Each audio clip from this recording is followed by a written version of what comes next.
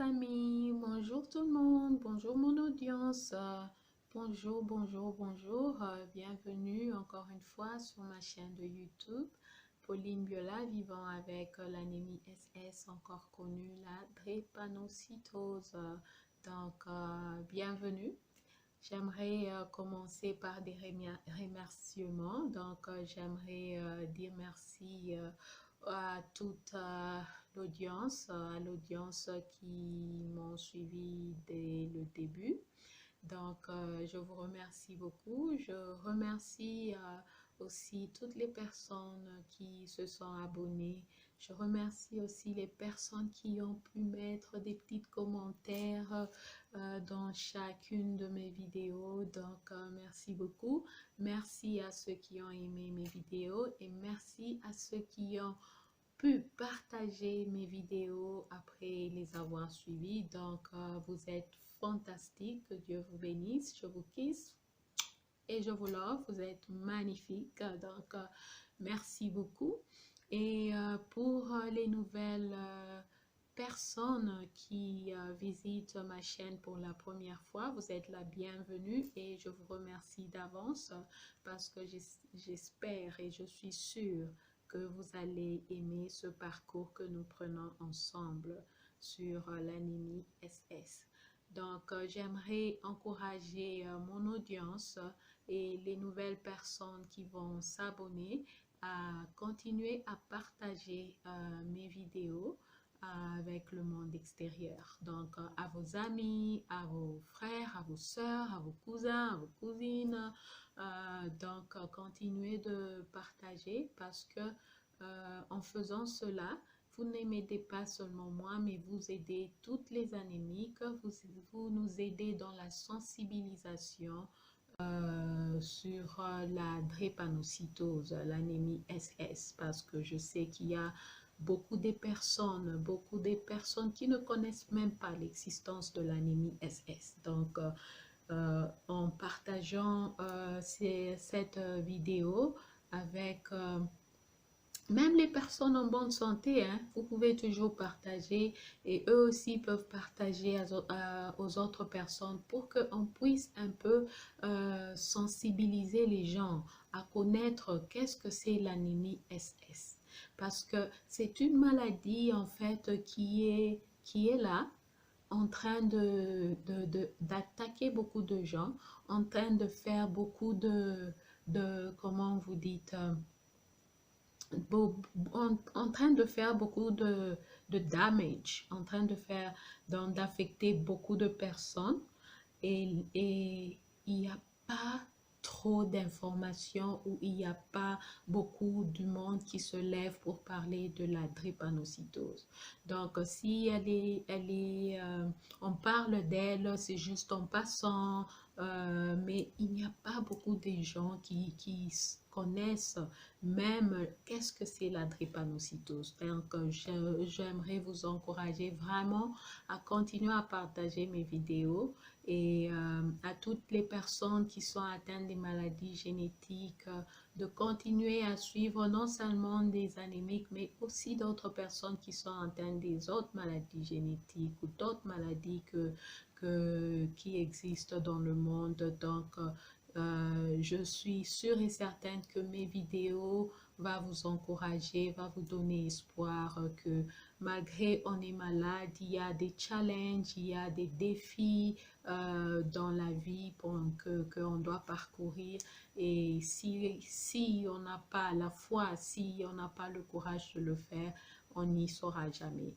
On n'y parviendra jamais. J'aimerais vraiment vous encourager à continuer à me suivre et à être là dans cet parcours de ma vie avec l'anémie SS. Bienvenue à tout le monde. Sans pour autant tarder, je veux commencer là où on s'est arrêté la fois passée. En fait, on parlait de ma petite biographie. Ça, c'est la deuxième partie. Dans ma petite biographie, juste pour récapituler un peu, je suis née à Likasi, je viens de la République démocratique du Congo, donc je suis congolaise. Donc, dans ma vidéo précédente, j'ai demandé aux personnes, à l'audience de me dire un peu quel âge j'ai fait et tout et tout. Donc, il y a 3 personnes qui, qui ont pu commenter. Et so, une personne a dit que non, vu ta texture, tu as 27 ans. Et une autre personne m'a dit que tu as 21 ans. Et la troisième personne m'a dit que j'avais 30 ans. Donc, je vous dis que j'ai 37 ans. Donc, je suis née le 27 août et j'ai 37 ans. Je viens d'une famille polygame, comme je vous l'ai dit la fois passée. Mon père a eu à marier 3 femmes et ma mère était la 3e femme. Elle a eu 6 enfants et j'étais la 3e parmi ses enfants et je suis la seule aussi à être anémique. Donc, si on totalise les nombres des enfants, nous sommes nés à 19. Malheureusement qu'on avait perdu 2 frères, que leur âme repose en paix, mais nous sommes nés à 19 et sur 19 enfants, je suis la seule à être malade. Donc, à un moment de ma vie, je me disais que Dieu me punissait. Dieu ne m'aime pas. Pourquoi est-ce que tout le monde est en bonne santé sauf moi? Donc, ça m'affectait beaucoup parce que je ne pouvais pas jouer. Mon école primaire, je ne l'ai pas aimée. Beaucoup d'enfants ne voulaient pas me toucher. On m'appelait par un nom, Aza SS, Kosimba Ete, ne jouez pas avec elle. C'est une enfant SS. Donc, c'était un peu pour moi, ça m'a affectée. Donc, ça m'a affectée quand je grandissais. J'étais très en colère avec Dieu parce que je me disais, pourquoi est-ce que ça m'arrive qu'à moi? Pourquoi tu n'as pas pu m'épargner comme tu as épargné mes autres frères et sœurs? Et seul Dieu connaît la raison. Donc, mes études secondaires, je les ai fait à Kinshasa et j'ai pu être diplômée en biochimie. Donc, quand j'ai été diplômée en biochimie, j'ai été diplômée en biochimie. Je veux juste confirmer ça, oui. J'ai été diplômée en biochimie et un jour, j'étais allée à l'hôpital Montcollet pour mes rendez-vous. Donc, c'est là qu'on me suivait. Quand je suis allée là, le docteur Léon Chilolo, il me demande, voilà, Pauline, tu viens de présenter ton examen d'état, qu'est-ce que tu vas faire? Bon, moi, je l'ai dit, je vais être médecin comme vous. Je vais être médecin comme vous, comme ça va m'aider à prendre soin de moi et puis ça va m'aider aussi à aider les autres qui sont malades. Donc, il a été très content, il a souri, il a dit, ok, d'accord. Tu es déjà allé au campus déjà? J'ai dit non. Donc, il m'a dit que non, si tu changeais d'avis, à côté de l'hôpital, il y a une institution qui vient de s'ouvrir, qui est nouvelle. Elle vient de s'ouvrir et c'est pour les infirmières. Donc, ça s'appelait l'ICI, l'Institut supérieur en sciences infirmières. Donc, dis-moi comment ça va aller avec la médecine. Au cas où tu changeais d'avis, tu peux venir étudier à côté de l'hôpital. Alors, quand je suis allée à la maison, mon papa aussi me demandait, il disait que non, qu'est-ce que tu vas faire? Qu'est-ce que tu vas faire après ça? J'ai dit non, papa, je veux devenir médecin. Comme ça, je saurais prendre soin de moi et je saurais aussi aider les autres. Donc, ce qui était bien avec notre père, c'était que papa nous laissait faire le choix. Quand il y a quelque chose comme les études, donc, il nous laissait à choisir ce qu'on veut devenir dans la vie. Ce qui était bien avec papa, il ne nous forçait pas comme d'autres parents qui font non, tu vas être pilote, je veux que tu sois médecin ou je veux que tu sois avocat ou quoi que ce soit. Non, papa ne faisait pas ça, c'est ce qui était bien. Il nous laissait nous-mêmes examiner ce qu'on veut devenir dans la vie. Et lui, ce qu'il va faire, il va nous donner conseil. Parce qu'il disait, à la fin, c'est ton choix. Et si, excusez-moi, et si c'est ton choix, apprends aussi à assumer les conséquences des choix que tu as fait. Donc, c'était un genre de père. Malheureusement, on a perdu papa il y a 2 ans, en 2017. Donc, que son âme repose en paix. Donc, c'était vraiment un papa formidable. Donc, il a respecté ma décision de faire la médecine. Il a dit donc, il faut aller un peu explorer au campus. Par contre, il y avait d'autres personnes qui me décourageaient d'étudier, d'avancer avec mes études parce que apparemment, parce que je tombais malade souvent. Donc, on me disait que non, voilà, Pauline, toi, il faut seulement rester à la maison parce que tu ne sauras pas. Tu tombes tout le temps malade, donc pour aller à l'université, ça sera difficile pour toi. Et puis l'université, ça demande beaucoup de travail, beaucoup d'énergie, donc tu ne sauras pas. Ça serait mieux pour toi de rester à la maison et juste de prendre soin de ta maladie, juste d'essayer de prendre soin de ta maladie. Alors moi, parce que je savais ce que je voulais dans la vie, donc les conseils négatifs comme ça, pour moi, ça n'allait pas. Donc ça entrait de ce côté, ça sortait de l'autre côté. Parce que je savais que si d'autres personnes y arrivent, moi aussi je veux y arriver. Donc je suis montée sur Unikin et j'ai regardé les conditions d'études, comment les étudiants étudiaient, surtout en médecine. Ouh, c'était pas la blague, je vous dis. Mes amis, c'était pas la blague. Je suis allée à l'Unikin, j'ai regardé la faculté de médecine. Yo, les gens étaient pleins dans l'auditoire, jusqu'au niveau des fenêtres. Il y avait d'autres même qui étaient au niveau de la porte et qui écrivaient, prenaient leurs notes seulement comme ça, d'autres qui étaient debout, d'autres qui étaient assises. Le professeur parlait, il s'en foutait des bruits qui étaient dans l'auditoire. Il parlait et ceux qui écoutent prennent note et tout. Et c'était tellement overcrowded, c'était tellement, comment on dit, full, c'était tellement rempli d'étudiants que même l'aération était un peu limitée. Donc, il y avait même d'autres personnes au campus en ce jour-là. Ils me disaient que non, tu sais que ici, il y a même des gens en bonne santé, hein. Ils viennent le matin pour étudier, mais pendant la journée, ils s'évanouissent. Donc, je me suis dit du fond de mon cœur, oh mon Dieu, j'aimerais bien faire la médecine, mais malheureusement, le condition ici n'est pas bien. Parce qu'au campus universitaire, pour moi, c'était vraiment là où je voulais vraiment faire la médecine. Alors, parce qu'à cause de la réputation aussi, d'avoir des bons professeurs et tout, donc pour moi, j'aimais vraiment que si je fais la médecine, ça doit être à l'UNIKIN. Donc, je suis rentrée chez le docteur Chilolo. Je lui ai dit, bon, voilà, docteur, je suis allée au campus.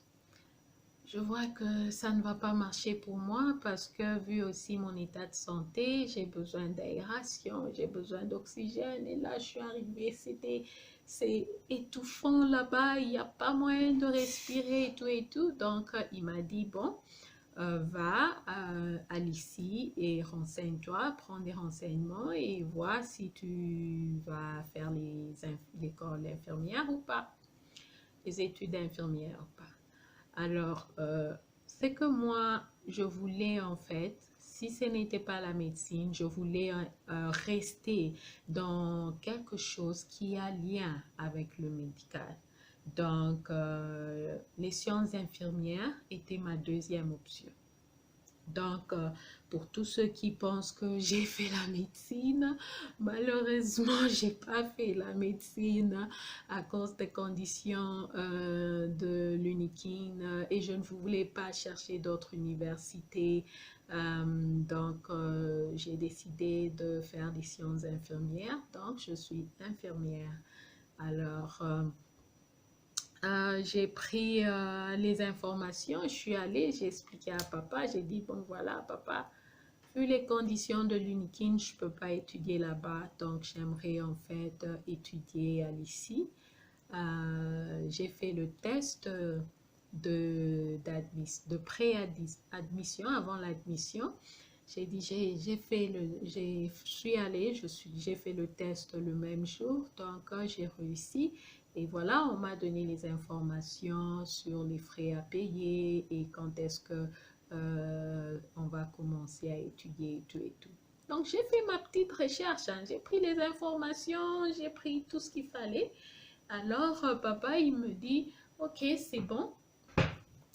Comme tu veux faire les sciences infirmières, c'est bien. Donc, il m'a encouragée. Mais il voulait que je cherche à part ici, il voulait un peu que j'explore, que je vois où est-ce qu'il faut aller faire les études là. Pourquoi? Parce que ici c'était cher. On payait si je me souviens bien, on payait en euros. On payait en euros avec ici. Donc, ce qui fait que c'était cher. Les études à l'ICI, c'était cher. Alors, j'ai essayé de convaincre papa. Je lui ai dit, bon, voilà, papa, regarde le bon côté. Le bon côté, il y a l'hôpital qui me suit à côté de l'université, à côté de l'institution où je vais étudier. Donc, tu n'as pas de préoccuper à aller me laisser à l'hôpital parce que tout ce que j'ai, c'est d'aller à l'hôpital si je pique de crise pendant que je suis dans le cours. Alors, je lui ai fait voir ce bon côté-là et puis, j'ai commencé les sciences infirmières à l'ICI. La première année, on était aux environs entre le nombre de 30 à 40 dans l'auditoire. Il n'y avait pas... on était la 3e promotion, donc c'était tout nouveau là. Et il y avait vraiment de l'air qui circulait, on avait des climatiseurs, donc c'était bien, c'était propre du côté hygiène, donc c'était propre, les conditions en fait étaient agréables pour moi pour que je puisse commencer mes études. Alors j'ai pu commencer avec les amis de ma promotion qui vont se reconnaître en regardant cette vidéo. Et je vous dis, c'était pas la blague à l'ICI. À l'ICI, c'était le privé. Donc, c'était pas la blague. Parce que les professeurs qui venaient, les madames qui nous enseignaient, en tout cas là-bas, c'était pas que, oh non, si tu échoues, tu vas au Pessimbongo, professeur, Talelangana, nous revois un peu mes notes et tout avec. Donc, il y avait pas ça. Il n'y avait pas ça que non, si tu échoues, tu peux donner l'argent pour qu'on revoie tes notes et tout. Il n'y avait pas ça. Donc, si tu échoues, ma chère. Donc, il fallait bouquiner, il fallait étudier à fond pour réussir. Et je me souviens en première année, on étudiait, il y avait beaucoup de cours qui étaient mélangés par rapport au médical et aux sciences infirmières. Donc, je me souviens l'anatomie en première année. Ouf, l'anatomie en première année, j'ai eu chaud avec l'anatomie. L'étude du corps humain et tout et tout. C'est comme si ce cours ne finissait pas. Donc, chaque jour, il y avait toujours quelque chose à ajouter dans l'anatomie. Donc, ce qui était un peu challenging for me, ou ce qui était un peu difficile pour moi pendant mes études à l'université, à l'institution où j'allais, c'était que des fois, j'ai raté les cours. Donc, par exemple, en première, on vous dit que vous avez 12 cours, différents modules. 12, par exemple, vous avez 12 sujets, pas modules, 12 sujets. Alors, sur les 12 sujets, tu peux commencer, ok, l'anatomie, tu commences tout ça, tu commences santé publique et tout. Quand tu arrives peut-être à l'éthique, tu rates tout le cours parce que tu es malade, tu piques une crise et tu es à l'hôpital pendant même 1 ou 2 semaines. Donc, tu rates le cours, la majorité d'informations que les profs donnaient, j'étais en train de rater à cause de la maladie. Donc, c'était pas vraiment quelque chose d'intéressant parce qu'après, il fallait recopier les notes. Donc, tu recopies les notes sans explication. Donc, heureusement, à l'ICI, on avait aussi accès à la bibliothèque, on avait des livres. Donc, je me rattrapais de la sorte. Donc, je prends les notes et puis je pars dans la bibliothèque, je lis un peu les livres pour voir comment est-ce que je peux me rattraper avec les cours que j'ai manqués. Donc, la première année, je suis passée en première session. Et la deuxième année, elle était un peu difficile pour moi parce que j'avais développé un ulcère au niveau du pied. Donc, en fait, chez les anémiques, chez certaines anémiques, ils ont souvent cette complication-là de développer l'ulcère au niveau de la cheville. Des autres anémiques, c'est les 2 pieds. Et moi, c'était un seul pied. Heureusement, c'était seulement à un seul endroit, la cheville. Donc, cet ulcère-là, elle fait mal. Ça te donne une sensation de brûlure. Et ça, la brûlure là irrigue. Ça veut dire, c'est sur la cheville, mais ça irrigue, cette brûlure là irrigue tout au long du pied. Tout au long du pied, même voire jusqu'au genou. Donc, c'était une douleur impossible. Donc, il y avait des fois où on me faisait des pansements sous anesthésie locale. Et malgré qu'on était cette anesthésie locale, j'avais toujours mal. Malgré qu'on me donnait des médicaments avant même le pansement, les antidouleurs. Donc, tu entres... Donc, on changeait de pansement, je pense, chaque 3 jours.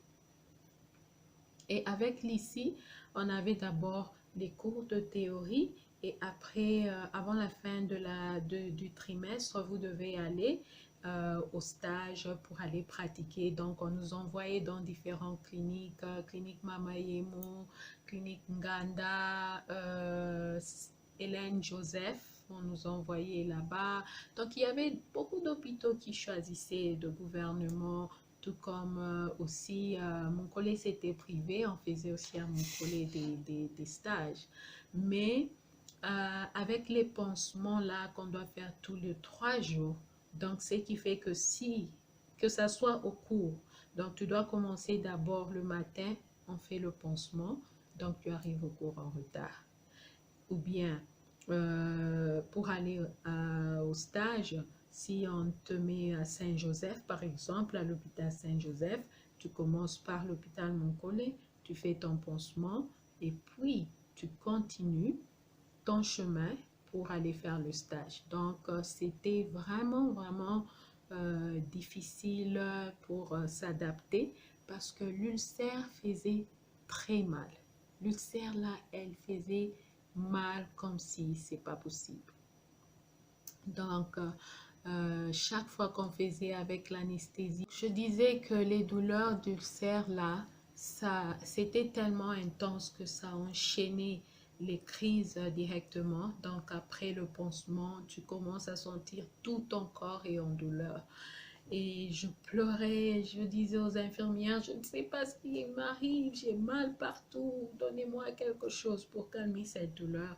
Donc, on m'hospitalisait immédiatement, on me donnait de la perfusion, des antidouleurs et c'était comme ça. C'était comme ça. Donc, des fois, j'avais... donc, tellement aussi avec notre soleil du Congo là. Quand tu marches ou bien quand tu prends le transport pour aller au stage et tout et tout. Donc, tu sens que ton pied, il chauffe. Donc, tu as mal, le pied gonflé à cause de la mauvaise circulation qui existait au niveau de pied. Alors, ce qui a fait que ça m'a mis dans de difficultés pour terminer même mes stages. Donc, il y avait des fois où, à la fin du trimestre, on nous donnait un peu de break, de repos. Donc, moi, je veux, pendant le temps de repos là, quand mes amis sont reposés, moi, j'étais en train d'aller pour rattraper les heures. Peut-être on va te dire que Pauline, tu manques 40 heures. Donc, je veux aller à l'hôpital, là où on m'a déjà, on m'avait mis pour terminer mes 40 heures. Donc, c'était un peu difficile.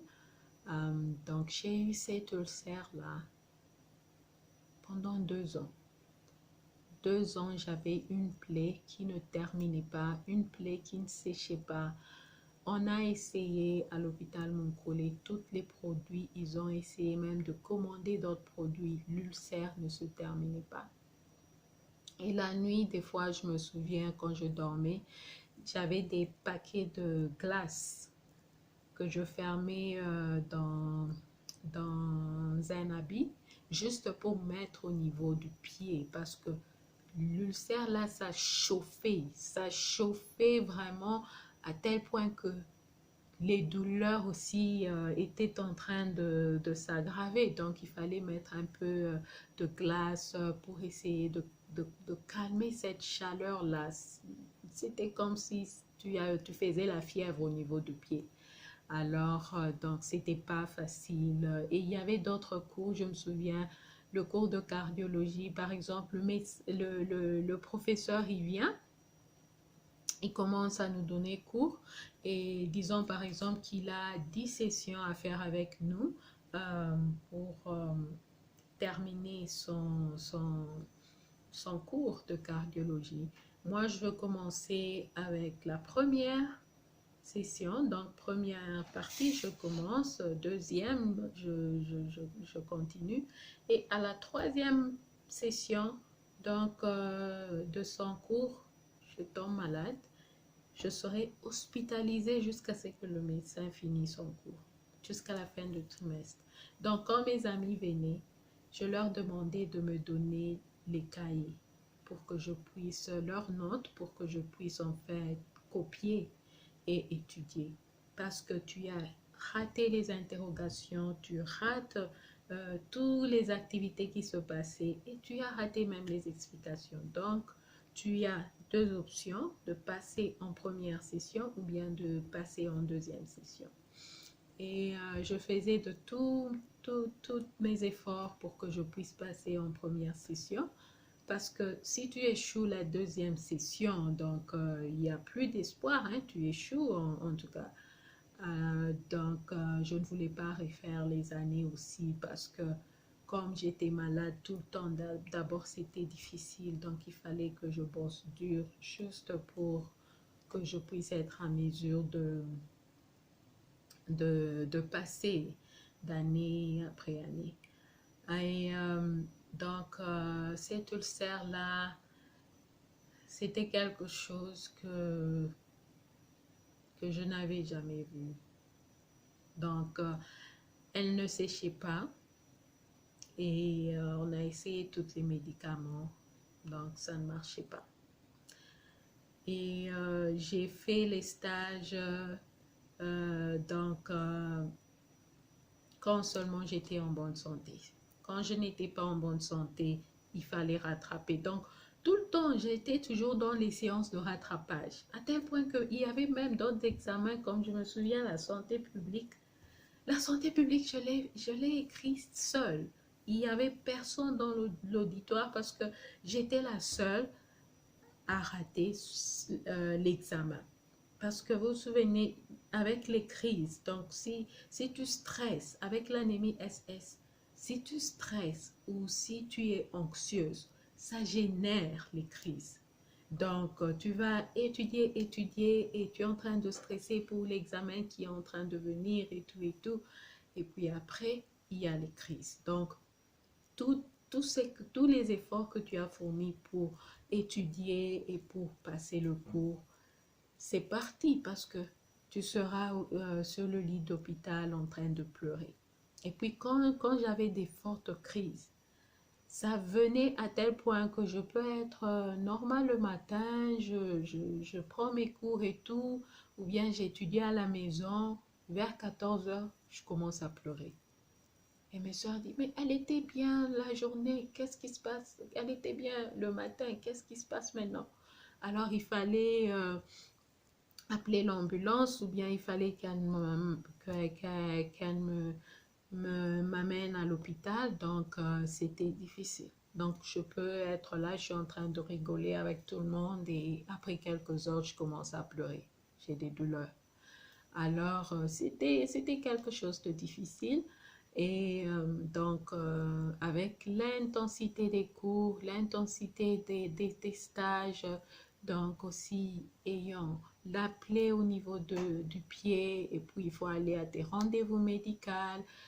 Donc, les crises venaient d'une façon intense, à tel point que quand j'ai une crise, le premier jour, je ne dors pas, hein. Je ne dormais pas tellement les douleurs. Donc, on va essayer de me donner les antidouleurs par voie veineuse. Donc, ça ne marchait pas. Je ne dormais pas, j'étais agitée, je pleurais, je ne voulais pas manger. Et puis, avec l'anémie, plus tu fais des crises, donc parce que ça affecte les globules rouges du sang, donc l'hémoglobine diminuait trop vite, ce qui fait que chaque crise, la plupart des grandes crises que j'avais, on me remettait le sang. Et donc, je veux passer peut-être à l'hôpital une semaine, peut-être une semaine ou 2 semaines. Et mes amis qui vont venir, je demandais les cours, amenez-moi mes cours pour que je puisse étudier. Bien sûr, quand les douleurs ne sont plus atroces, je peux marcher, je peux manger, on me garde juste pour m'observer. Je me disais, oh, je dois réussir. J'ai promis à papa de ne pas le décevoir, donc je dois faire mon effort, surtout que aussi payer cher pour mes études. Donc, j'ai fait de mon mieux jusqu'à ce que j'ai été graduée en sciences infirmières et j'ai été graduée avec la plaie. Donc, porter les mini-jupes ou les robes ou quoi que ce soit, c'était pas ma favorite parce que j'avais la plaie et je ne voulais pas qu'elle se voie. Donc, je portais des longues jupes ou bien de longues robes ou bien des pantalons qui étaient jusqu'aux pieds tellement que mon pied était toujours bondé. Mon pied était toujours bondé à cause de la plaie. Donc, c'était vraiment difficile avec l'ulcère et aussi avec la maladie. Parce que l'ulcère, en fait, c'est l'une des complications de l'anémie SS. Donc, c'était vraiment, vraiment difficile. Et pendant que j'étudiais, je me rappelle, il y avait mes frères qui s'inquiétaient pour moi et surtout aussi papa. Alors, ils ont décidé, ils ont dit que bon, voilà, pourquoi ne pas essayer l'Afrique du Sud. Donc, il faut que Pauline monte en Afrique du Sud pour que on regarde si la prise en charge sera meilleure par rapport au Congo. Donc, essaye, commence avec les démarches. Alors, comme papa m'a dit, j'étais encore en deuxième année. J'ai demandé à papa, j'ai dit, j'aime bien le geste que mes frères ont fait et je veux partir. Mais laisse-moi quand même finir au moins mes études. J'ai déjà commencé, je ne peux pas abandonner pour encore aller en Afrique du Sud étudier. Et puis, je ne connais même pas comment ça va se passer là-bas, donc donne-moi cette chance-là. Et il a compris, il dit, bon, voilà, si c'est ce que tu veux, donc je respecte ton choix. Et et il a respecté mon choix parce que moi j'étais déterminée. Je me suis dit non, papa, j'ai déjà commencé. Et Dieu seul sait où est-ce que je veux m'arrêter. Si cette maladie va me tuer avant que je termine les sciences infirmières, ben, je dirais que c'est la volonté de Dieu. Mais au moins, donne-moi cette chance de terminer ce que j'ai déjà commencé. Et papa, il avait compris cela et il a un peu retardé les démarches pour que je puisse voyager en Afrique du Sud. Et c'est comme ça, après ma graduation, oui, après ma graduation, donc on a recommencé encore à faire les démarches pour que je puisse monter sur l'Afrique du Sud. Donc je suis montée en Afrique du Sud, Dieu avait fait grâce, je suis montée, je suis venue et j'ai resté avec l'un de mes frères, papa aussi m'avait accompagné. Et là, en Afrique du Sud, j'ai commencé à aller à l'hôpital qu'on appelle Nataspret. Donc, en fait, là-bas, il y avait un de mes oncles, un de mes cousins qui travaillait là-bas. Il est médecin, donc il s'appelait Docteur Cabo. Et c'est lui, comme il savait aussi la maladie, c'est lui qui me suivait en fait avec l'ulcère. Mais dans leur hôpital, il n'y avait pas de spécialiste qu'on appelle hématologiste pour me suivre un peu avec la maladie, l'anémie SS. Donc, c'est qui a fait que ils ont pu me transférer dans une des plus grandes hôpitaux de l'Afrique du Sud qui se situe à Soweto, Baragwanath Hospital. On m'a transféré là-bas et c'est là où j'ai pu rencontrer les hématologistes. Ils ont commencé à me suivre. Donc, en privé, il n'y avait pas beaucoup de gens qui connaissaient la maladie. Donc, en privé, quand tu vas, tu dis que non, I'm sickle cell anemia, on te demande, ok, c'est quoi cette maladie-là?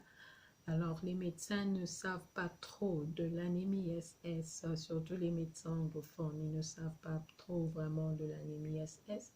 Et à Baragwanath, les professeurs qui étaient là-bas, en fait, ils ont étudié à l'étranger, ils ont eu à faire face avec l'anémie SS. C'est pour cela ils me suivaient et ils continuent à me suivre jusqu'aujourd'hui.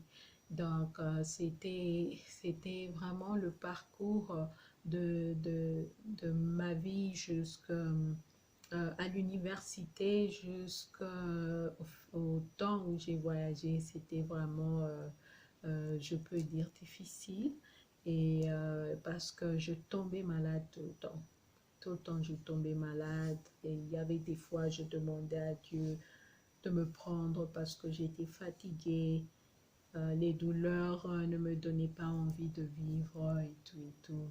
Donc, tu te dis que non, si j'entre à l'hôpital ici, bon, peut-être je ne veux pas ressortir et puis tu ressors, tu dis, oh, ok, tu as décidé que je vis, donc on vit. Alors, c'est un peu ça. Et venant en Afrique du Sud, et j'ai commencé à être suivie par des spécialistes. Donc, j'ai vu vraiment qu'il y avait un changement au niveau de mon corps parce qu'on avait changé mes médicaments. On va en parler de mes médicaments, des médicaments que je prends peut-être dans une des vidéos que je veux faire. Et donc, c'est comme ça que je suis venue en Afrique du Sud. Je suis venue pour les soins, pour une meilleure prise en charge. Et je pense que ça marche et je remercie mes frères, papa, ma famille d'avoir pensé à cette idée que je voyage en Afrique du Sud parce que maintenant les crises sont un peu éloignées, ce n'est plus fréquente comme avant. Donc c'était ça ma petite biographie, j'espère que vous avez aimé. Et n'oubliez pas de vous abonner si vous êtes nouveau. N'oubliez pas de faire des petits commentaires et n'oubliez pas surtout de partager cette vidéo vous aider dans la sensibilisation sur l'anémie SS. Donc, on doit essayer de travailler, de se motiver l'un l'autre, d'être ensemble dans cette sensibilisation pour que ça soit connu partout dans le monde et pour qu'on commence à en parler de cette maladie plus, parce que l'impact qu'elle fait dans la vie des gens, c'est vraiment très grand et les personnes qui naissent avec la maladie, je vous dis, c'est pas facile, c'est pas du tout facile. Donc, merci d'avoir suivi ma petite biographie, deuxième partie. Je vous embrasse et je vous dis à très bientôt dans ma prochaine vidéo. Bisous. Ciao.